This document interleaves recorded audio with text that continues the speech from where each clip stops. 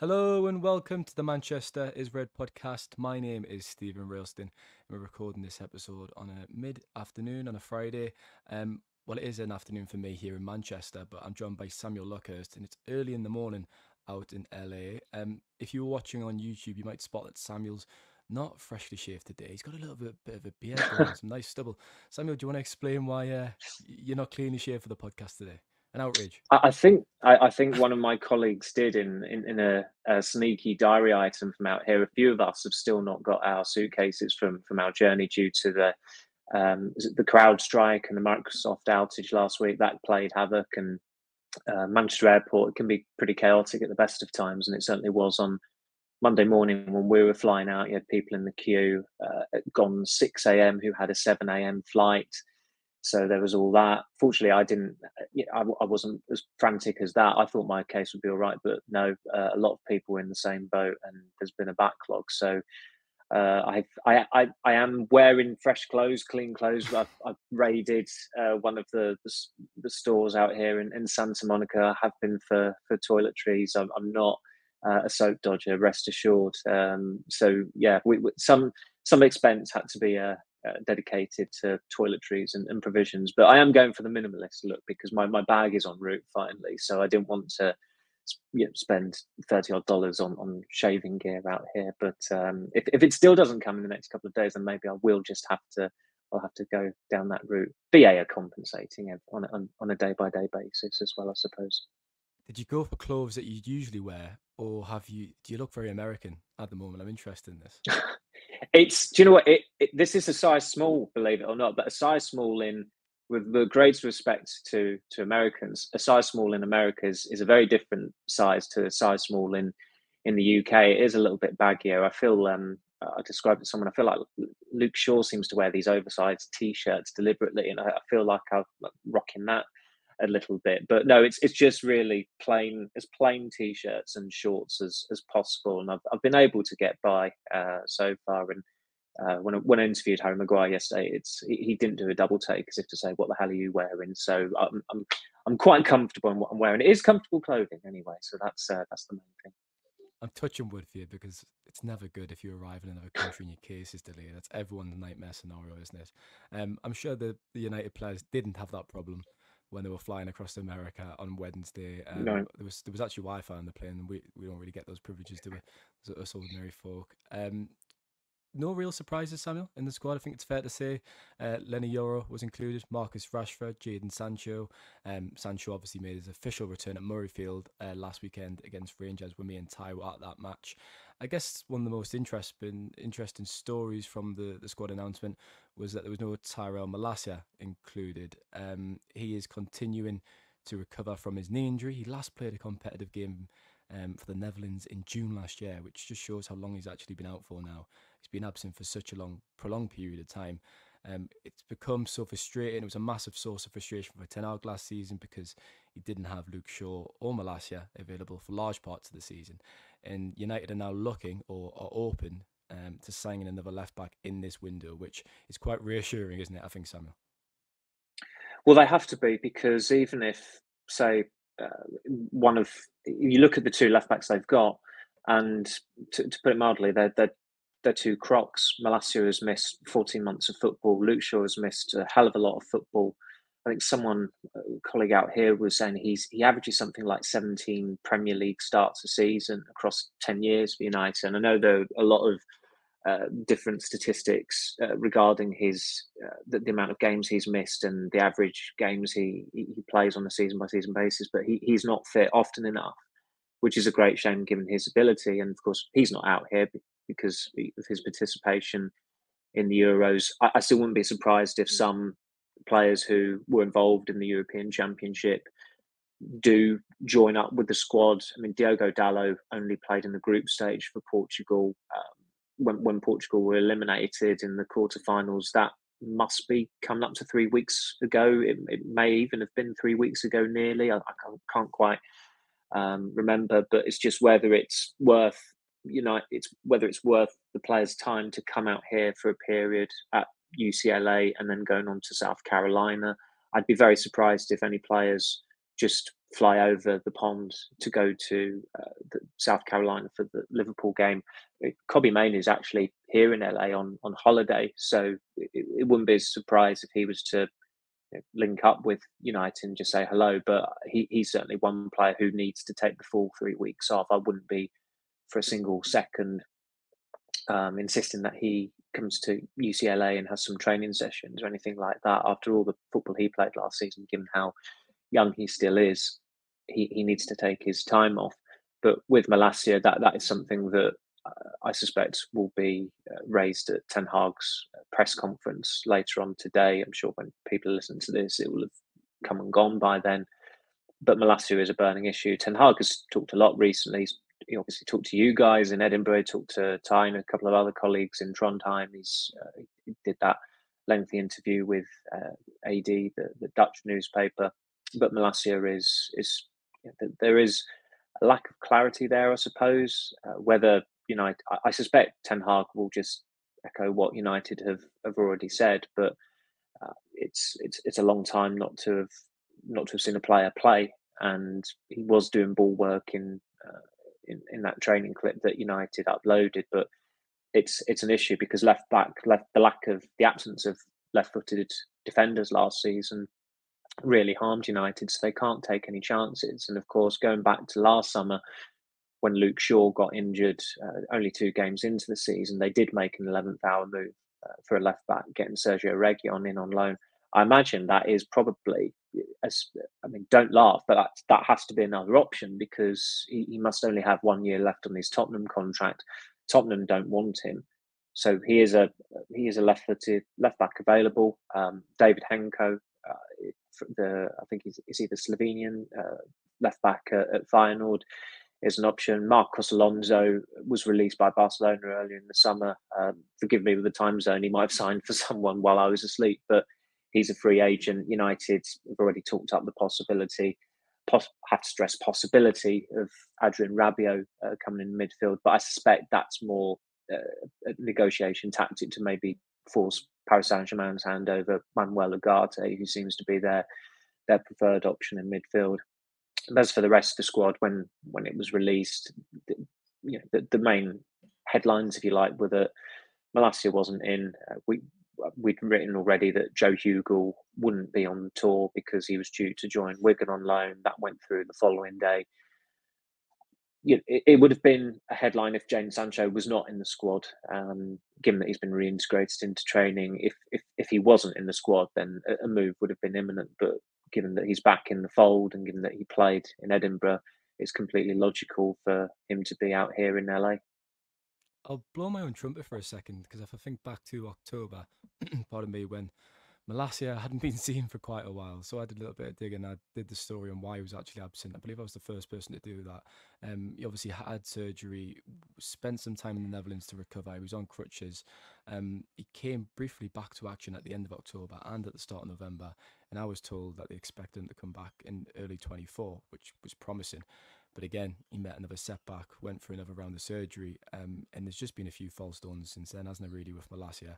There's been jokes, there's been conspiracy theories. He is back on grass, as you said. The club did release footage of him with a ball, which suggested he'd be back for the start of the season, but when he wasn't brought on the tour, I think that just raises further red flags, doesn't it, unfortunately. You've just talked about the need to sign a midfielder, Samuel. Me and Ty kind of stressed that after the Rangers game.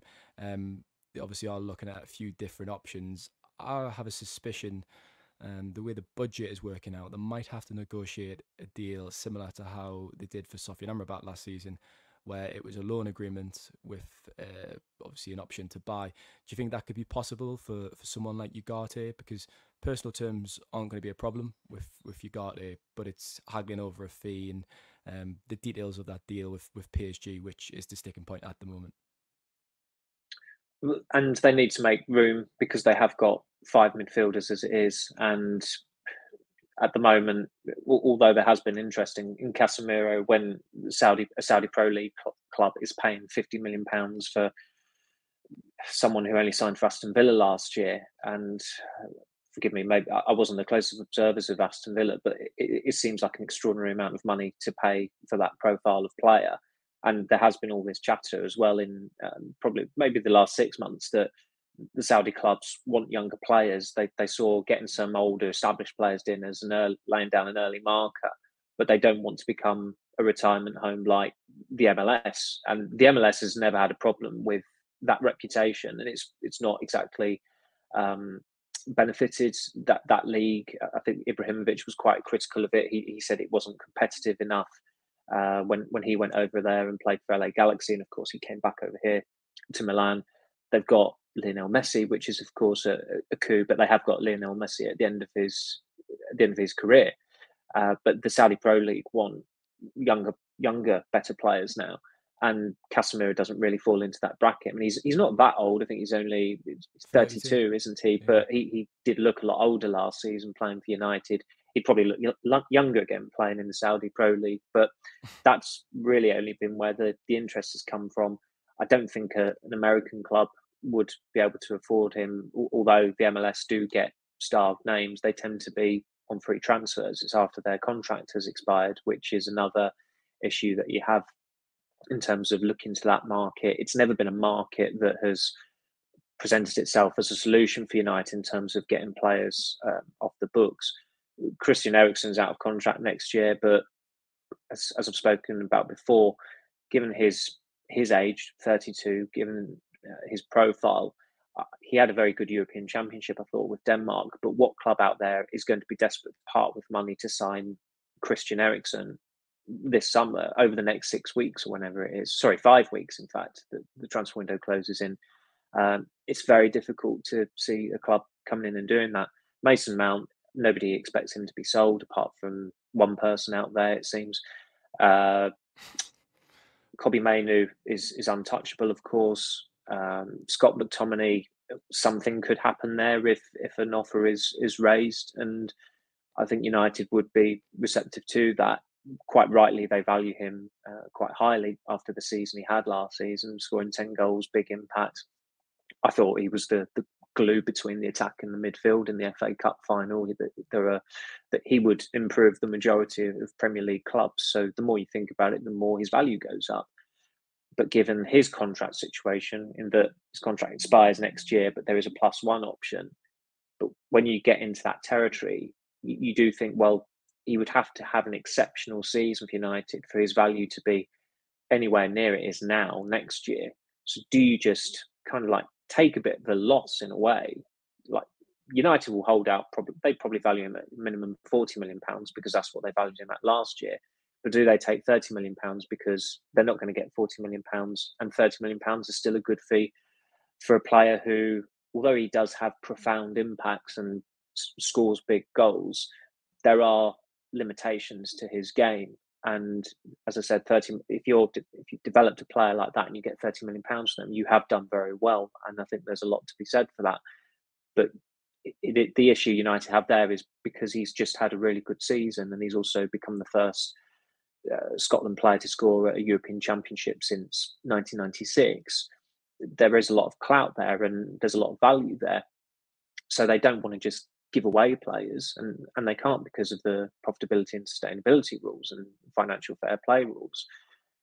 So I still think a midfielder has to go, but they absolutely need to bring a midfielder in. I think it's one of those that they need to just make that incoming happen, and then work like demons to get someone, one of the midfielders out of the club, because you can't go into a season. I think anyway. I don't think United can go into a season with the same midfield, and we've discussed before. I think that's the priority position of their summer, and clearly they've thought otherwise because they've bid for Jared Branthwaite. They've signed Lenny Yoro in a pretty quick way as well, given the competition from Real Madrid, and they've got former players to speak to him and encourage him and try and sell the club to him. They've gone out there and signed Joshua Zirkzee, who is a striker, but for now he is very much a backup striker. Rasmus Højlund's got the number 9 shirt, which I think is a completely logical move, and maybe Zirkzee will find a way in, but he's a support striker for the time being, and his profile would suggest that as well, given that he's cost roughly half what they spent on Højlund. His goal scoring record in Italy and elsewhere and what have you. But the midfield is key, because as bad and as depleted as the defence was last season, and although most of the injury issues happened to defenders, and it was the defence that was often decimated, there was a real problem with a lack of shielding in front of them. And it happened even in games when United would win, even in one of the highlights of the season, like that Liverpool FA Cup quarter final. I mean, in the end, it's not a forgotten image, but one of the abiding memories of that was the the Grand Canyon between the defence and the attack in the first half, when Liverpool played the ball through pretty much half of United's outfield players, and somehow didn't score on that counter attack. So things like that need to bridge that rather significant gap, and I only think they will do that with an incoming. So they do need to make that happen sooner rather than later. But of course, they do need to also get at least one midfielder out. If it's all possible, two of them. Yeah, I think it'd be a huge shame if McTominay is sold to keep Casemiro, essentially. Well, if it works out that way, if Casemiro is kept. I mean, Ten Hag said to us after the Murrayfield game against Rangers, he said he would like to keep McTominay. I think it's obvious to see why. He's hugely influential off the bench.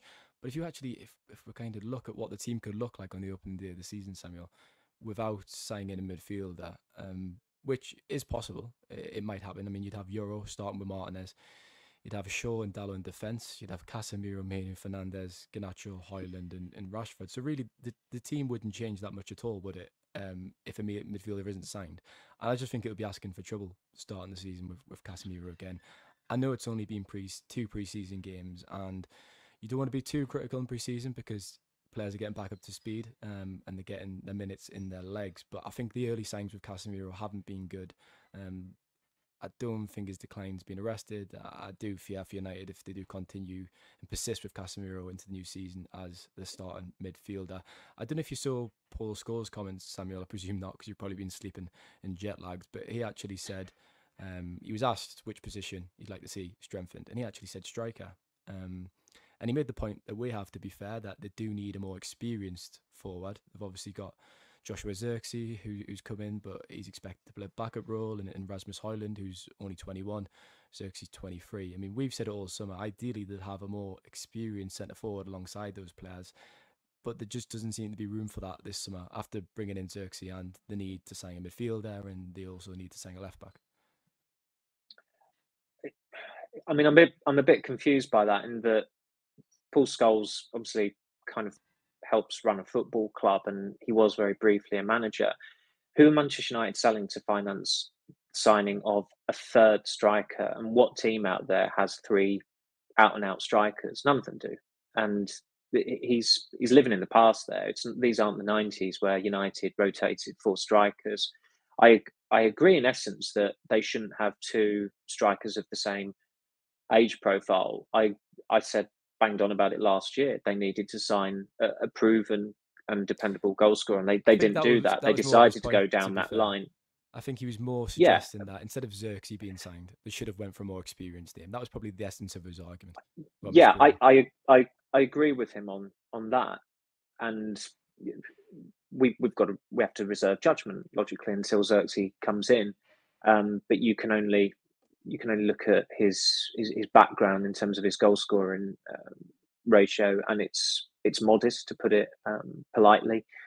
And we'll wait and see how he gets on there. But United have spent more than £100 million on two strikers from Italy. They're not going to spend more money on a striker. I couldn't understand all this. I mean, well, I could understand because I saw one of the bylines on another website. But the Ivan Toney chutney. I mean, how are United, who have just given the number 9 to the striker they spent £72 million on last year and have just signed another striker this year? How are United accommodating him? Like, what planet are these people living on to be shoveling that? The striker situation is moot. United, as it stands, won't be signing another forward this summer unless a forward goes, and that could happen. I mean, you look at the way, it's quite interesting now with Jadon Sancho. there was absolutely no mention of Manchester United on his Instagram account. There's been no acknowledgement of his return to the fold. United also now seem to be consciously omitting him from galleries, video footage, all their social media stuff as well. And PSG have shown some interest there. I could still see him leaving if he was to leave. That does give United some leverage to get rid of him. But there are other players in that attack where you think United really shouldn't be going into the season with them, and they should be doing their utmost to find a taker for them. Antony is one. Marcus Rashford is another. It's been very quiet on the Rashford front, but that is a dicey dynamic going into the season with him and Ten Hag, given how strained it became between them last season.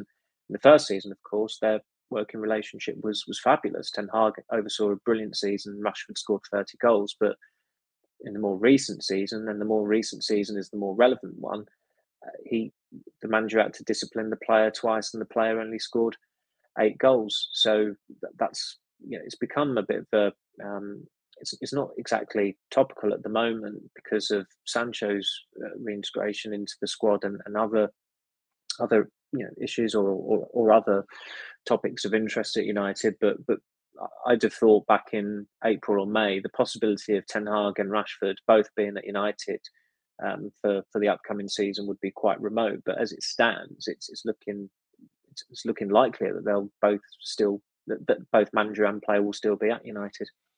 Yeah, it's more likely for the movement with Sancho, really, isn't it? When you look at Sancho, Antony, and Rashford, I can't see Rashford leaving this summer. He's going to have another season, and then Antony as well. There's just not going to be a market for him, is there? I mean, he's just been so disappointing. Who in their right mind is going to offer a reasonable fee that would be enough to get him off the books? I don't think that one's going to happen either, and it'll be interesting to see how it performs, because if it's anything like the last 2 seasons, it's just not good enough, really. We'll leave it there for part 1, and we'll be back in a moment for part 2.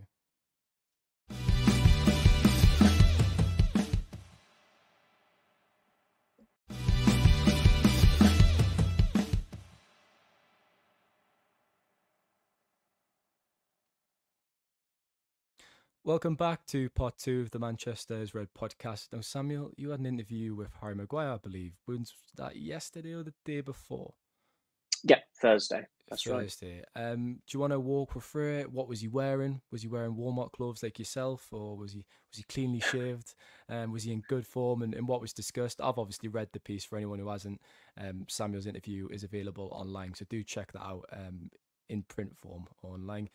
Samuel, can you expand on it for the podcast, though? I've not actually seen a Walmart out here whatsoever so far, unfortunately. But United is staying at a hotel in Beverly Hills. It's a Marriott Bonvoy hotel, so that accounts for it. It's not particularly near Rodeo Drive. We had a few of us went up there the other evening when the team arrived, actually, and amazingly, for the first time ever, for United tour bus arriving at their hotel on a pre-season tour, there were no supporters, not a single one. Someone was just walking by with their dog, noticed that we were filming their arrival, and asked, what was happening? We said Manchester United arriving.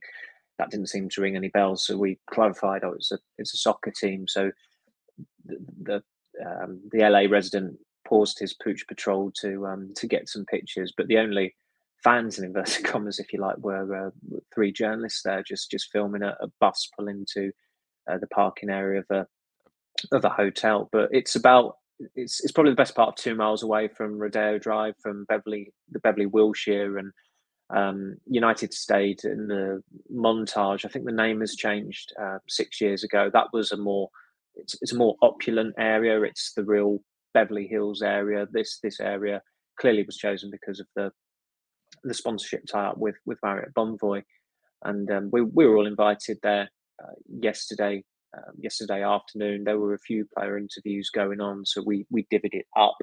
So those chats will come up later on at some point.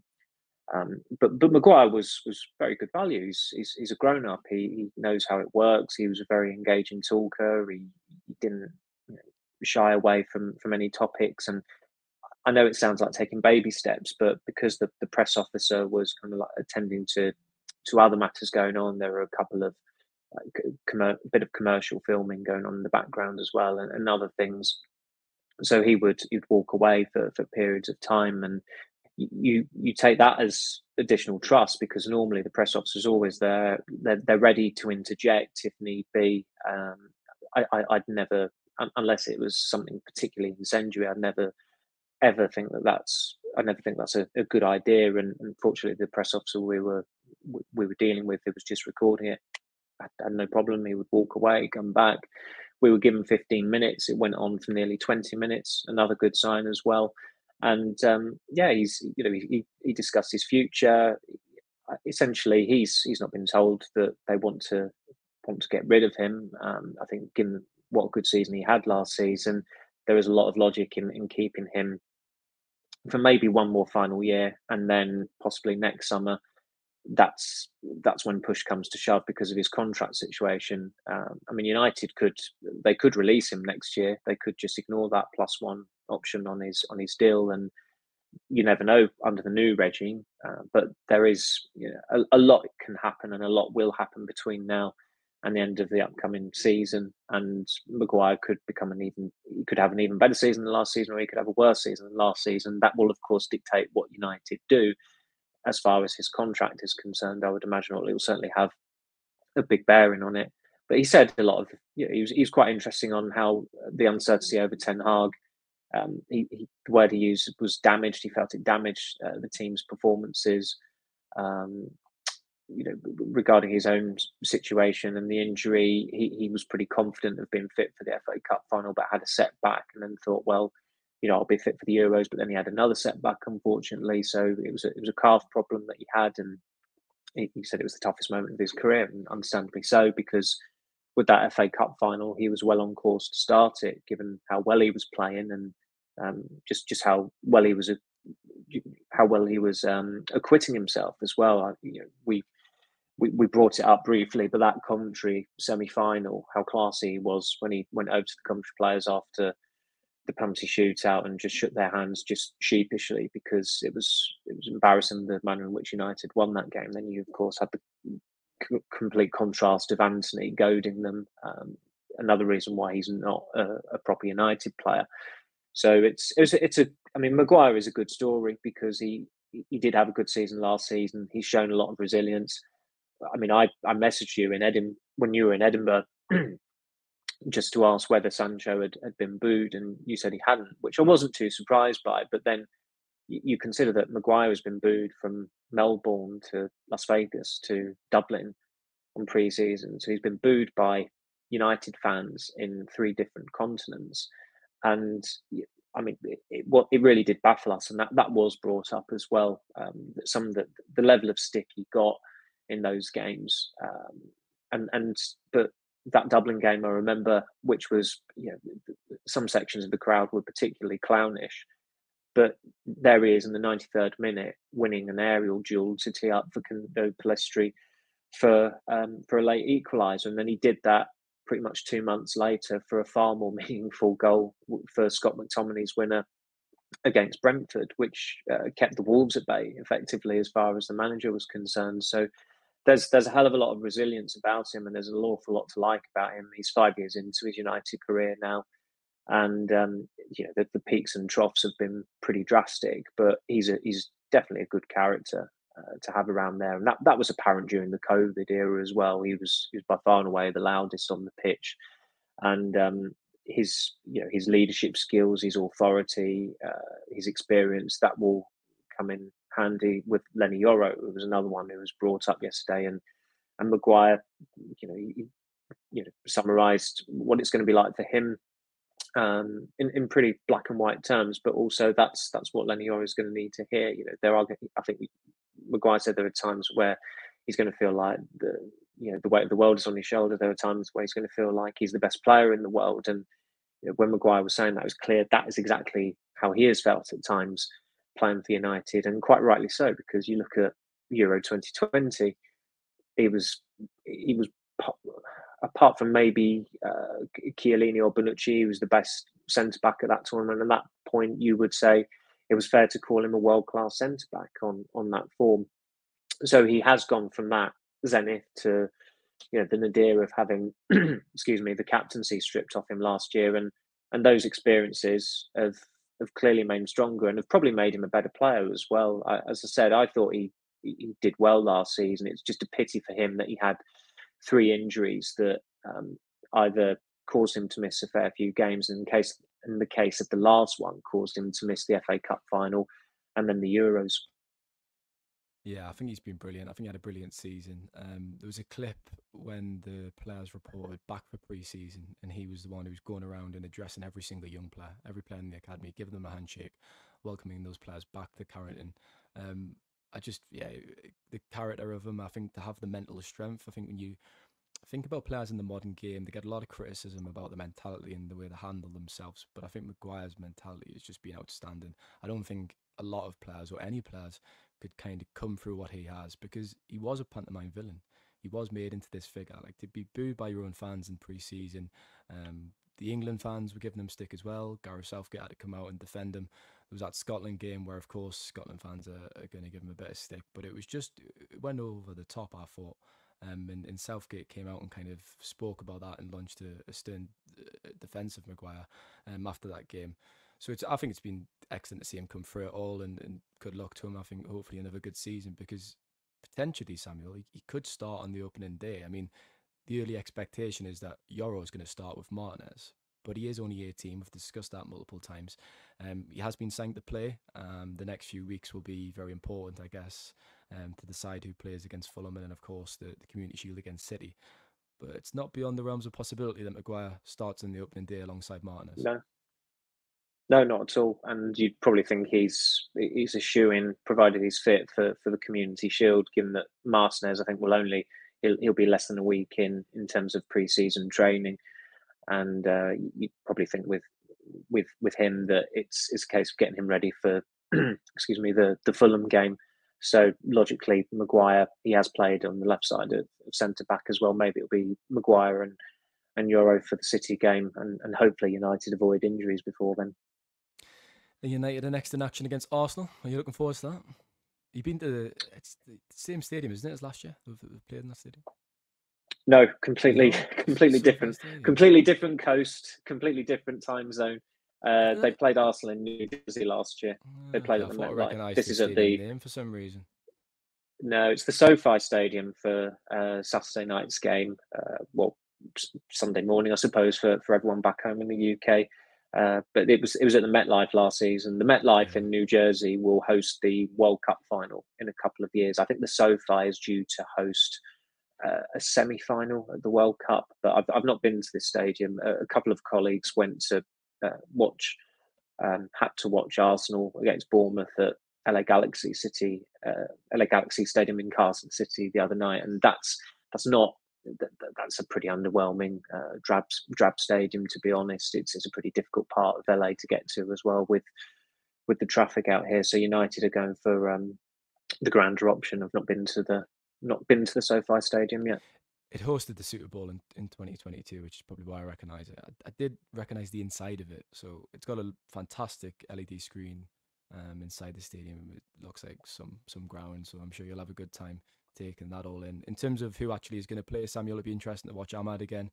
I thought he was fantastic against Rangers, bright, creative on the ball, looking to beat players. He obviously scored the opener, finding the bottom left corner.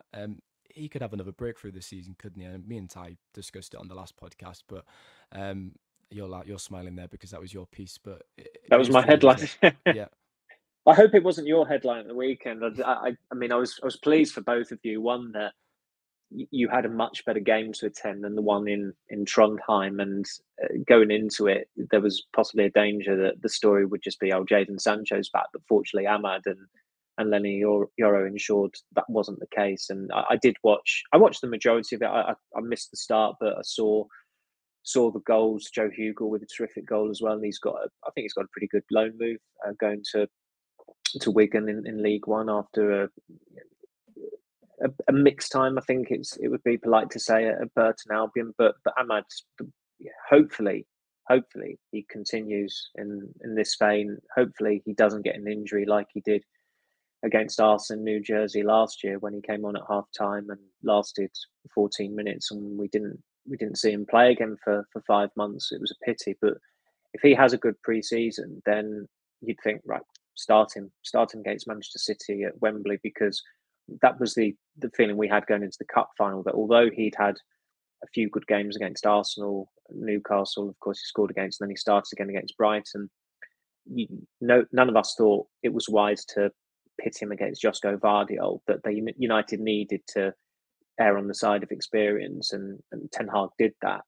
But if he has a good pre-season, I think all of us would be saying start him against City and start him against Fulham, because he's a better left-footed right winger than Antony. He's essentially the opposite of Antony in almost every way. He's dynamic, he's direct, he's a better goal scorer, I think, overall, in terms of he's a better goal scorer in threat. And he was terrific in the 45 minutes against Rangers. Obviously, he scored a good goal. Not great defending, but you've still got to put it away. You've still got to be clinical. Should have had an assist as well for Sancho. Showed very good awareness.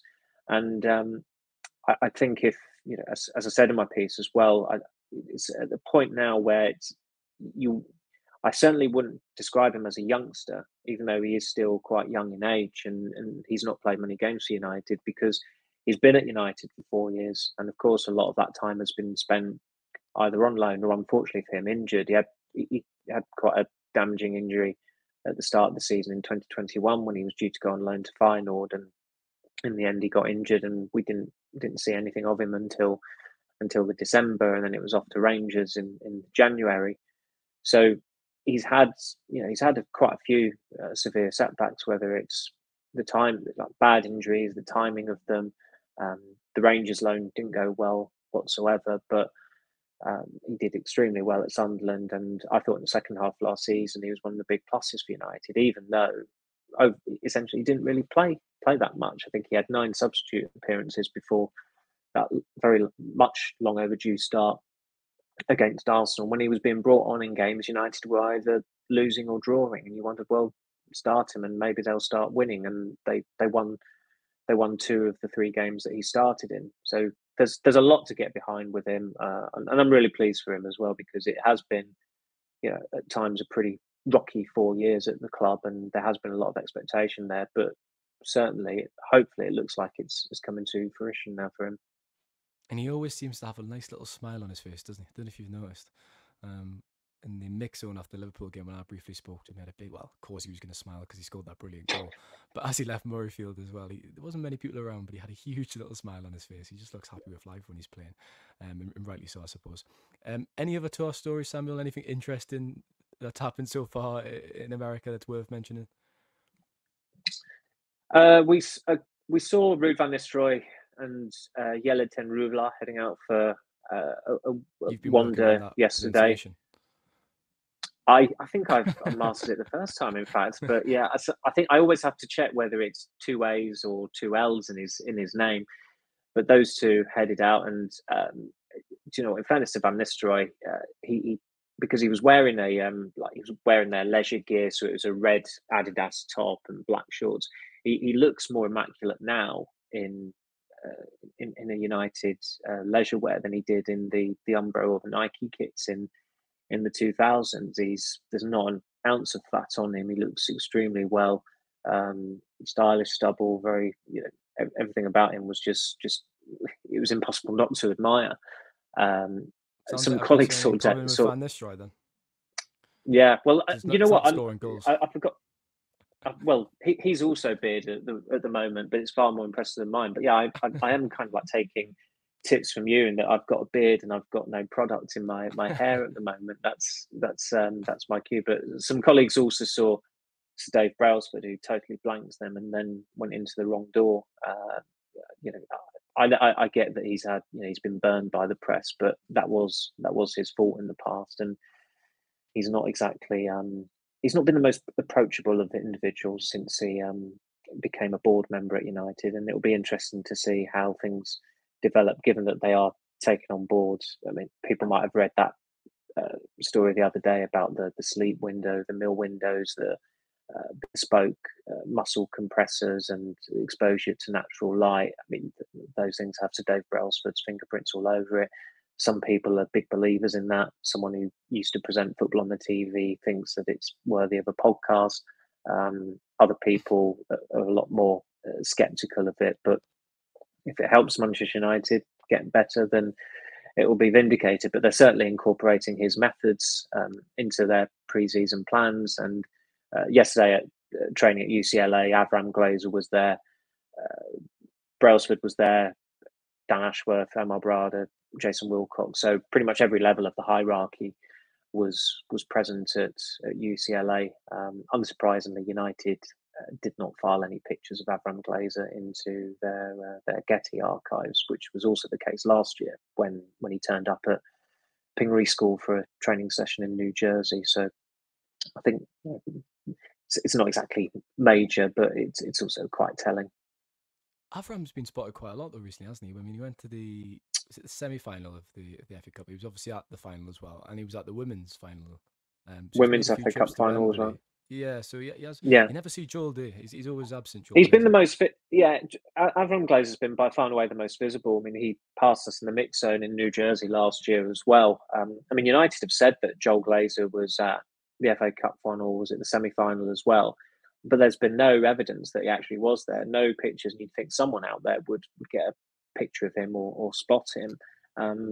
But he I mean, for years, he's always been seen as the most involved of the siblings in the day-to-day running of United. And certainly there was, I mean, it was a really strange appointment with Ellie Norman, who only lasted 2 years as one of the communications officers. But the understanding was that her final interview was conducted by Joel Glazer, which, again, make of that what you will, given that she only lasted 2 years and did not seem to make much of an impression, truth being told. But yeah, that's how involved Joel Glazer can be in Manchester United. But nobody ever sees him at Manchester United, and he's certainly not been to Old Trafford for more than 5 years. I think the last game that he attended was against Barcelona in the Champions League quarter final in April 2019.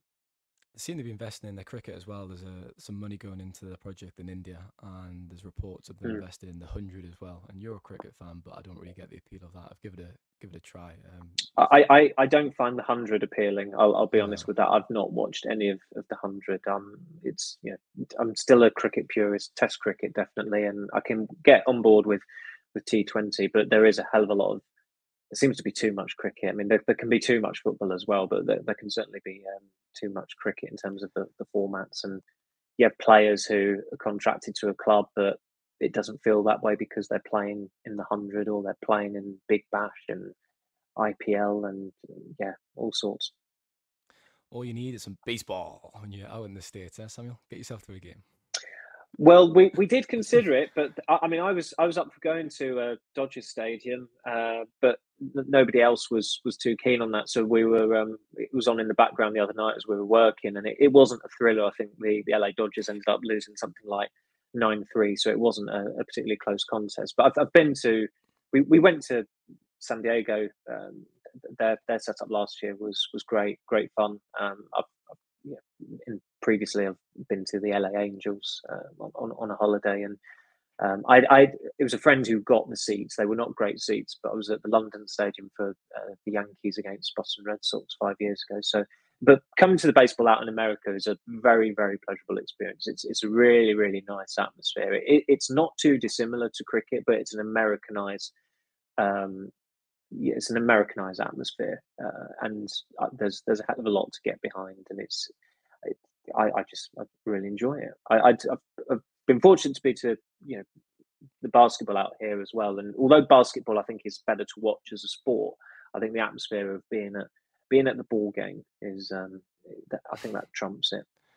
No, baseball definitely strikes me as the kind of sport that you have to be there to enjoy the whole night, the evening, going along, having a drink. I'm not sure watching it from home would be my bag, but I'll have to do it one day. We'll leave it then, Samuel. Thank you very much for your time. Thank you, Stephen. Appreciate it. Hopefully I'll be clean shaven next time. Yeah, hopefully clean shaven and you'll have a tan as well. I think I'd like to see those two things by the end of your trip in America. Thanks to listeners. Have a great weekend. Enjoy the match if you're watching it. Take care.